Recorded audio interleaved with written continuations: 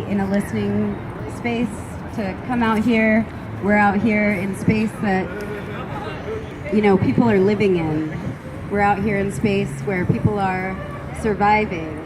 And the business improvement districts have kind of tried to categorize our space.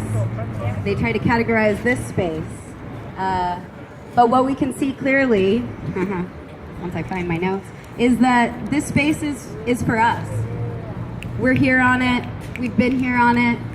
Our ability to survive depends on us being here.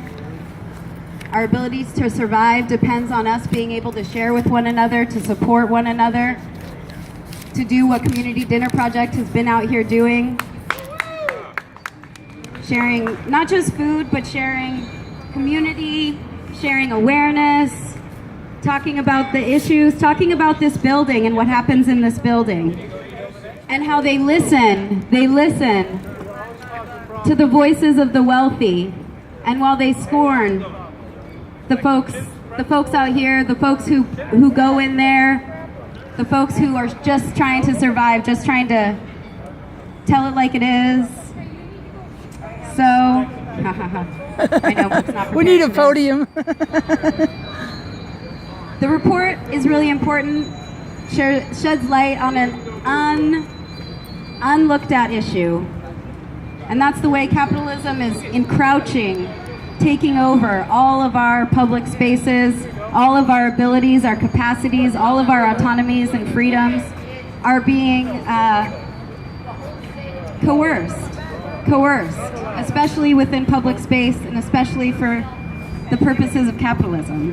And so it's my sincere gratitude to the researchers at the Policy Advocacy Clinic of Berkeley Law, to the Western Regional Advocacy Project, and to the individuals who shared their voices, whose experiences drive the purpose and the substance of this report. And to the advocates here locally that have been sounding the alarm on the very real impact of business improvement districts on our communities for some time now, calling us all to pay attention. Pay attention to how those with wealth use their power and influence to disparage, coerce, and degrade the situation of the poor. Pay attention to how those with power listen well and smile wide with those with capital-infused business interests, yet shut down and roll their eyes at the poor, black, brown, indigenous, and disabled who bring their trauma-infused human interests. And where there is intersection and these interests seem in conflict, where is that? You will see Sacramento City officials do the work of business districts instead of those experiencing hardship every time. At a widely attended public hearing on solutions to homelessness, Mayor Steinberg proved his allegiance time and again to the idea of profit over the well-being of people. With service providers, advocates, and people experiencing homelessness in the room, it was to the leader of the Downtown Sacramento Partnership, Executive Director, that Daryl said, "Dion, tell us what to do, we'll do it." All the while tuning out the pleas for bathrooms, for running water, for opportunity for stability and community through encampment, for the right to exist and rest for the poor in public space, basic dignity and human rights that should be experienced by all. All these business districts oppose these rights for people in what they have determined to be their own boundaries. They lobbied against the right to rest on a state level, with Sacramento Downtown Partnership coordinating for the rest of the state. They lobbied against public restrooms, drinking fountains, the right to ask for help. Statewide, the right to sleep and rest as a human being needs to.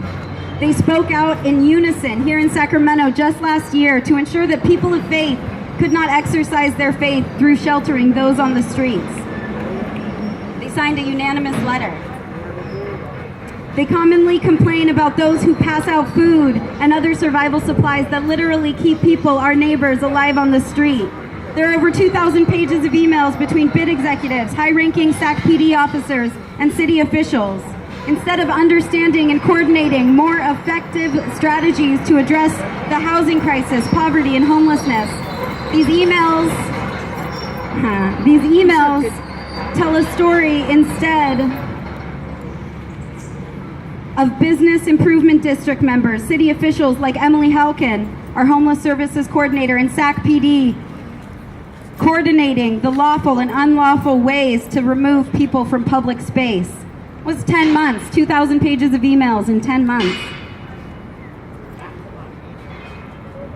They're not coordinating for the well-being of individuals, but for the supposed economic vitality of the city.